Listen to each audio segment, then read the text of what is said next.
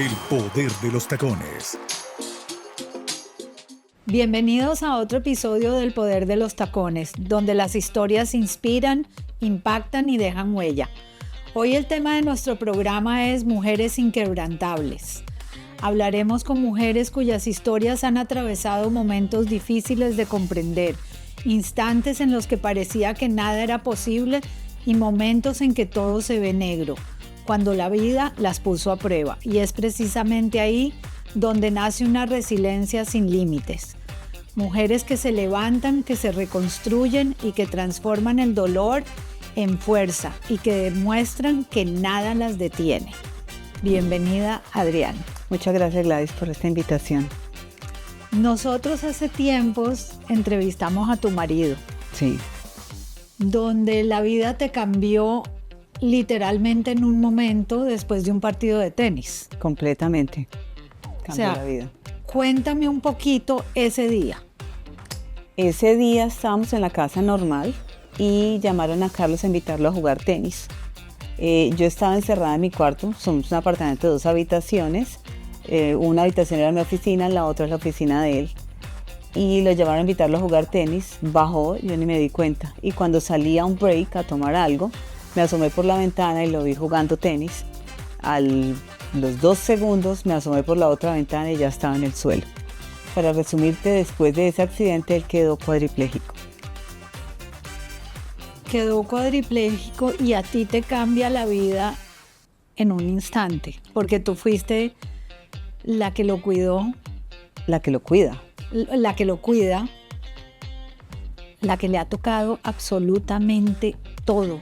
Claro. Y esa era la razón de que yo quería hablar contigo, porque ¿de dónde sacaste esa fuerza para seguir adelante y sacarlo adelante? Bueno, primero, creo que eso me lo enseñó el psicólogo, yo no lo entendía, el psicólogo del Jackson. Cuando la vida te cambia completamente, que el mundo se te viene encima, tú tienes una fuerza que crees que puedes con todo, pero eso es adrenalina y eso se va acabando porque van pasando los días, los meses, los años y te vas dando cuenta que ya esa fuerza no existe. Entonces ahí es cuando tú tienes que pensar qué vas a hacer porque estás dedicada a atender al otro y se pierde tu esencia y te pierdes tú por completo. Entonces ahí es cuando yo digo, ¿qué va a ser de mí entonces? Entonces comienza como un renacer y digo, bueno, tengo que trabajar en mi parte física y empiezo a hacer deporte. Yo me levanto muy temprano, entonces voy al gimnasio 4:30 de la mañana, camino 5 de la mañana y 2 días a la semana juego tenis. Porque los otros días tengo que atenderlo. Y esos son 2 días en que tengo ayuda. Empecé a ver mi parte mental y emocional y empiezo a alimentarme de libros, de podcast y tengo un psicólogo que me apoya periódicamente y con quien me puedo desahogar y con quien puedo manejar las emociones. Y la otra parte, que esa también me la dijo el psicólogo, es un grupo de apoyo. Él me dijo, tienes que tener grupo de apoyo en la parte financiera, en la parte con las amigas. Y tengo el mejor grupo de apoyo. La familia de Carlos tiene una familia absolutamente espectacular que nos apoya no solamente económicamente, sino físicamente.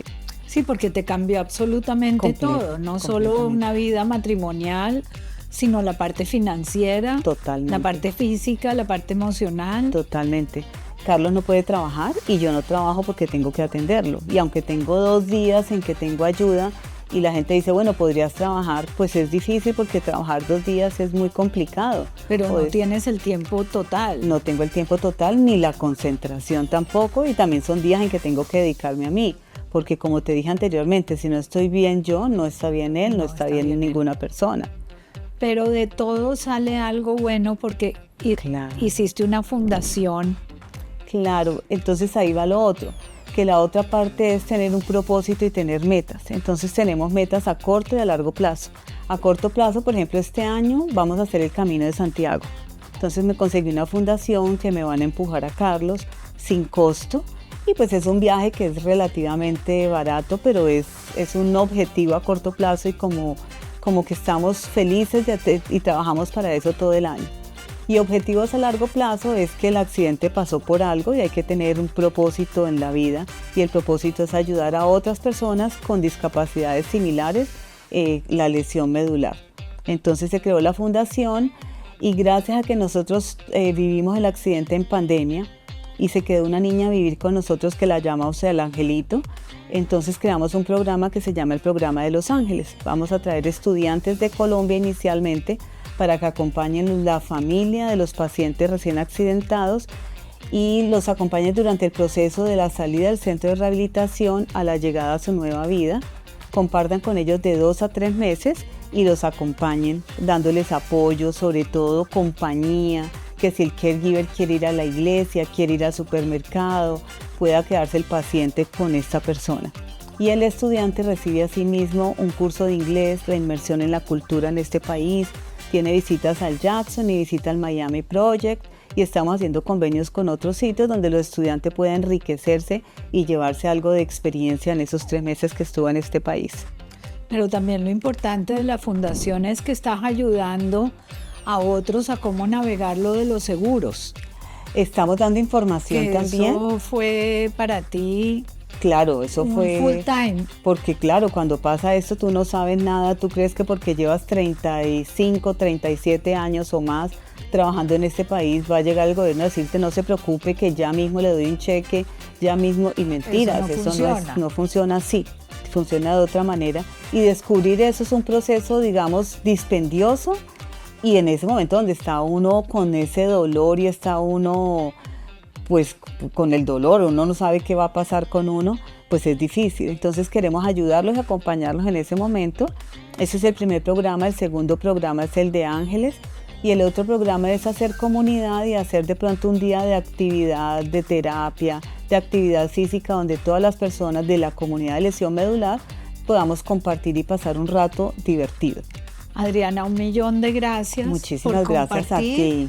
Y aquí abajo les dejamos toda la información para que cuentes todos los eventos y todo lo que estás haciendo. En este mismo momento tenemos en abril 18 un torneo de tenis y de pickleball en la ciudad de Weston, en el Midtown Athletic Club, de 1 a 4 de la tarde. Les dejo también abajo el link para que ustedes vean y se puedan registrar para recaudar fondos para poder realizar el programa de Ángeles. Gracias. Bueno, muchísimas gracias. Y ya regresamos con otra historia de mujeres inquebrantables y síganos en las redes. Suscríbete en YouTube para que no te pierdas ningún episodio del Poder de los Tacones. Y regresamos con una historia de cómo el destino cambió a 5 generaciones.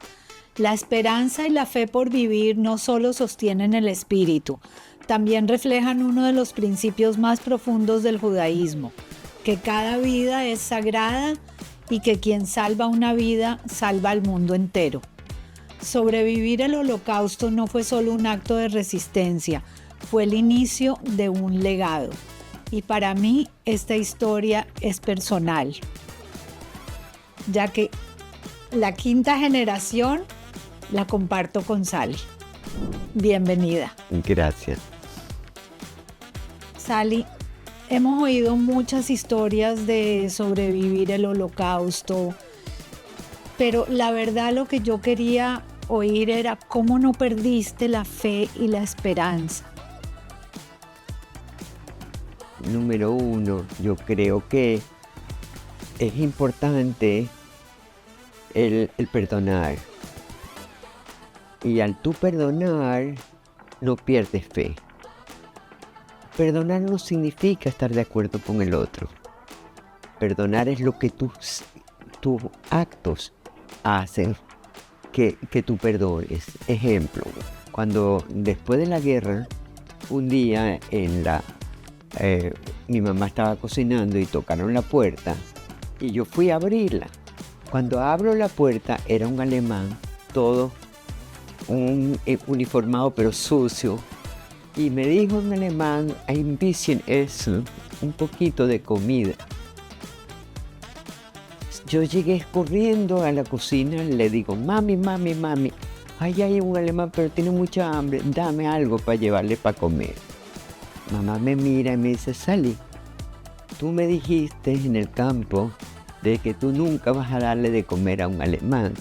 Digo, mami, es que yo sé lo que es sentir hambre. Yo no quiero que otro lo sienta. Mi mamá cogió un plato de comida y me la dio a mí Para que tú se la para que dieras. yo se lo diera, no ella. En ese momento en que yo le di el plato de comer, dentro de mí algo se limpió. Surgió lo que es el perdón. El perdonar no es estar de acuerdo con el otro. El perdonar es sentirte tú libre. Y ese plato había- de comida lo que significó, porque lo que tú comías era el pasto. El pasto. Entonces, justo me tocó eso. A través de todo eso, Yo- perdonar a través de un plato de comida. Perdonar. Perdonar no es estar de acuerdo con el otro. Perdonar es lo que tú sientes y te liberas. Y sientes perdón dentro de ti. ¿Cómo fue después de la guerra esa transición a volver a la vida? Es tener a los seres que tú amas al lado tuyo.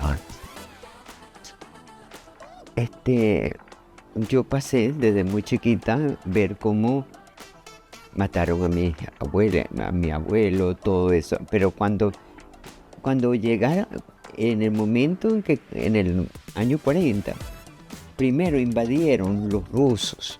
Y los rusos se llevaron a mi padre a Siberia, a trabajo forzado. Y luego invadieron los alemanes que nos llevaron a nosotros a 4 campos de concentración. Mogilev, Stepanovka, Martinovka y Yurin, de donde nos salvaron los rusos otra vez. Entonces esa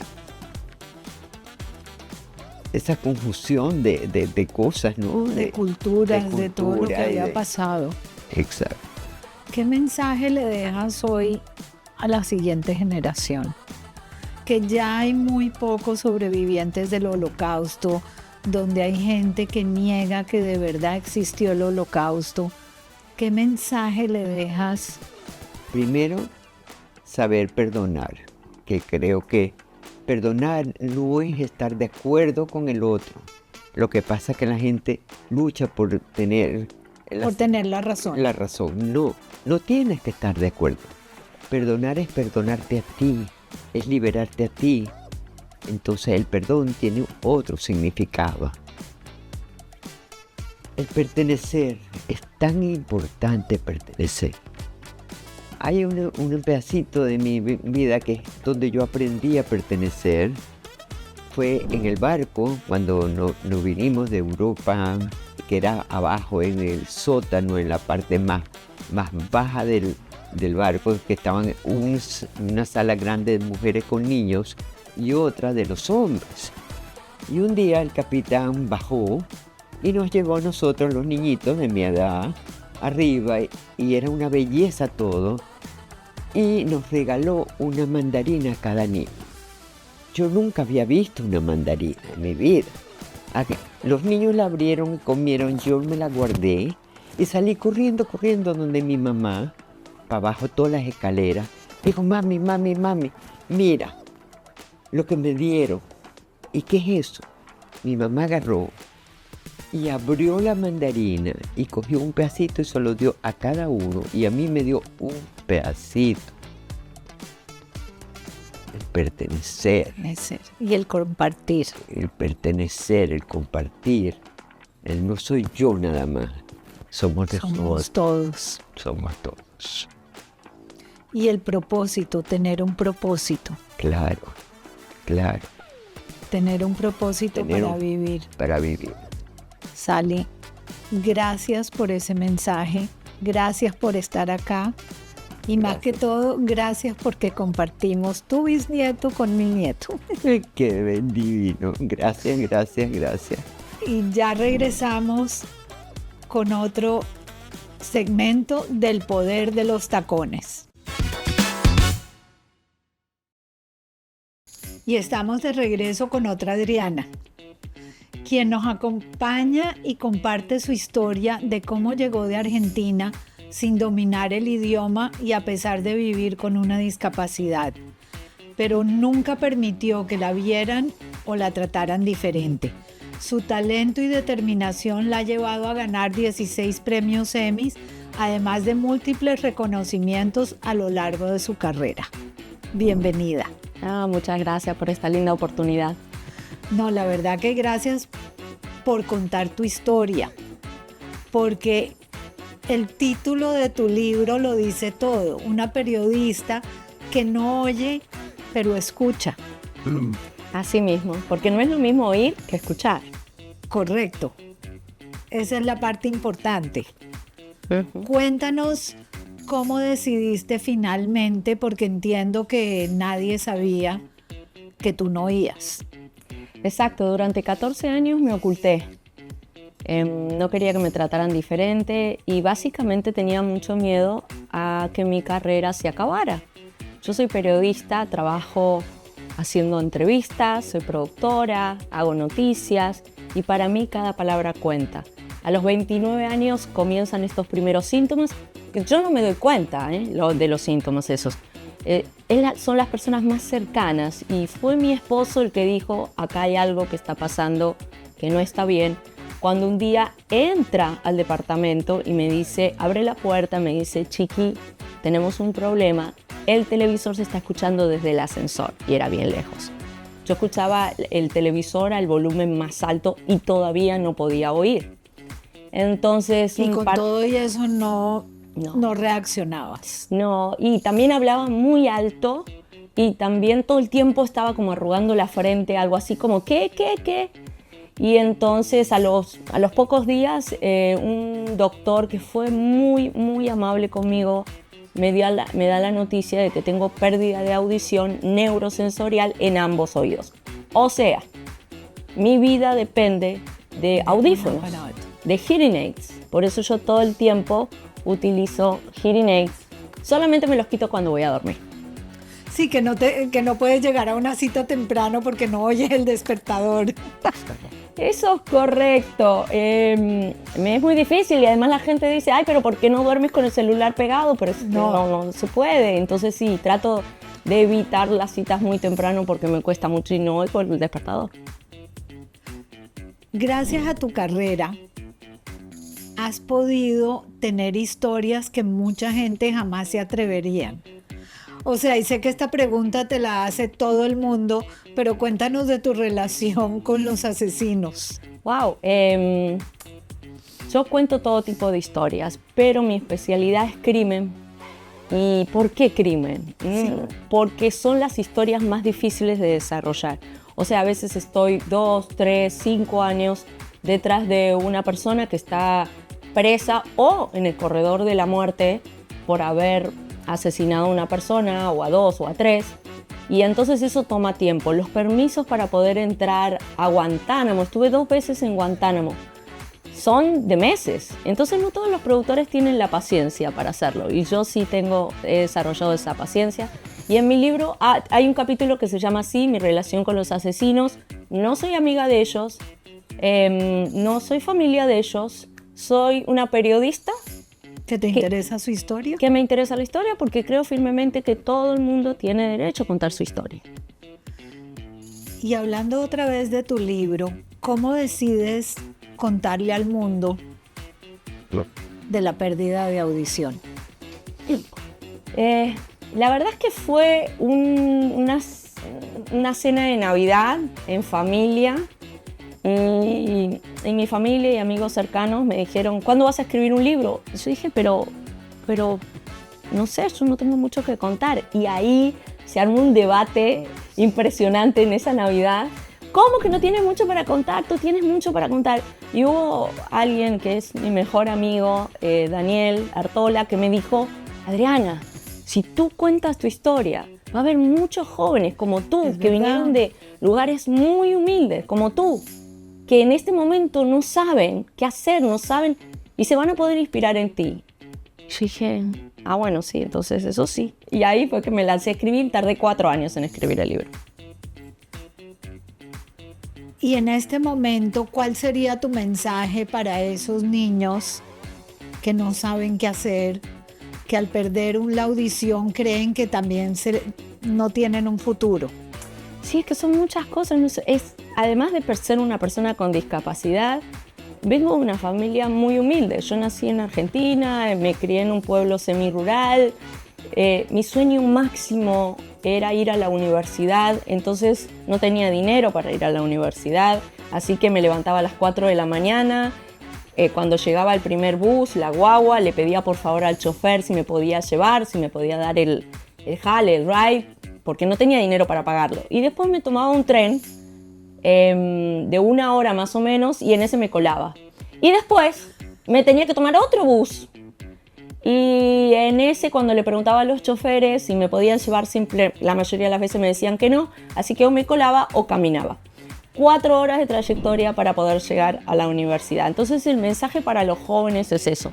Yo creo firmemente en la educación. La educación me salvó a mí. Y estudié periodismo en Buenos Aires, en la Universidad Nacional de La Matanza, pero después cuando llegué a Estados Unidos, Te tocó no volver sabía a hacerlo. Exacto, no sabía nada de inglés. Entonces tenía 3 trabajos en la radio, en la televisión y en una revista, y 2 de esos trabajos era para pagarle a mis maestros de inglés. Entonces volví a hacer la carrera. El mensaje es, estén preparados. La educación es fundamental, pero si tú mezclas la educación, la preparación, la disciplina con la pasión, pues Ahí lo tienes. ahí, esa es la receta mágica. Adriana, 1.000.000 de gracias. Y con ese mensaje termina otro programa del Poder de los Tacones. Hasta la próxima semana.